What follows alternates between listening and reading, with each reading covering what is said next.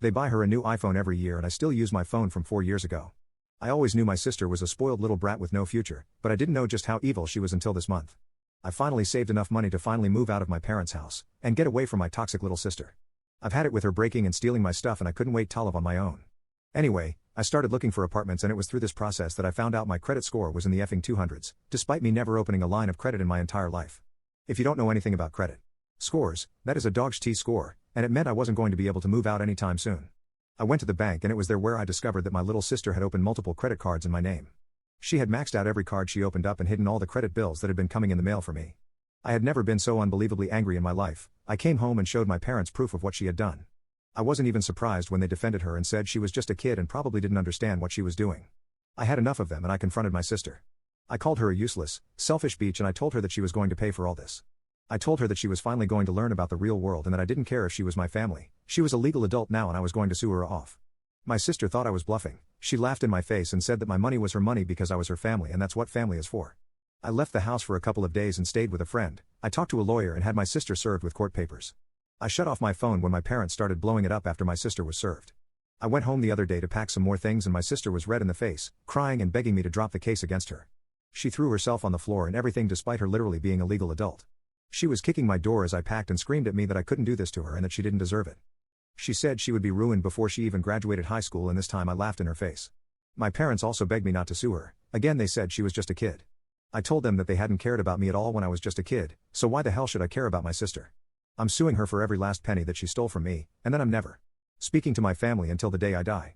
Update: it's been a long time since I made my first post, and things have only gotten more chaotic and depressing since I first found out my sister had completely destroyed my credit. I had been trying to move out on my own when I found out that my sister had maxed out a bunch of credit cards in my name and tanked my credit before I even had a chance to use it in my own life. A lot of people were completely correct and guessed that my parents had given her my social security number, and that's how she was able to open all of the credit cards without my permission. I still have no idea why they gave her my social security number. Part of me thinks that maybe they were all in on it together and that they shared the money that they got from the credit cards. I honestly didn't even care and I didn't even view those people as my family, just criminals who tried to ruin my life for their own selfish reasons. That's why I didn't feel bad at all when I decided to serve my sister with court papers when she was only 18. I would have never been able to repay the debts and raise my own credit, so suing her was my only real option. My entire family begged me to drop the case and insisted that they didn't have the money for court fees or to pay me back, but again I really just didn't care. They had never cared about me, so I was just returning the favor. Things got really bad after the case started and my parents would constantly contact me saying that my sister's mental health was declining the longer the case went on. This really didn't concern me or affect my feelings at all since my sister had been the sole reason for my own mental health decline the entire time I had been living with my family. I only really started to feel bad for her when my parents started telling me that she had started doing drugs to cope with the stress of the case. As much as I hated my little sister, I would have never wanted her to be dealing with serious substance abuse issues. My parents said that she had gotten really into taking pills and just spent all of her time conked out on Xanax. My mom called me on the phone one day crying saying that this was all my fault and that if I never took her to court then she would have never started doing drugs. This honestly was a really upsetting call and I cried afterward too. Just hearing my mom blame me for my sister's problems made me regret everything that I had done, even if my sister was in the wrong. I thought I couldn't feel any worse until my dad called me a couple weeks later and said that my sister had overdosed and that they were with her in the hospital while she was recovering. They said that they had come home and found her unresponsive on the floor, covered in her own puke. They rushed her to the emergency room just in time to save her life. As soon as I heard this I knew that I needed to visit her in the hospital. At the end of the day, she was my little sister and it was breaking my heart to hear that she was going through this.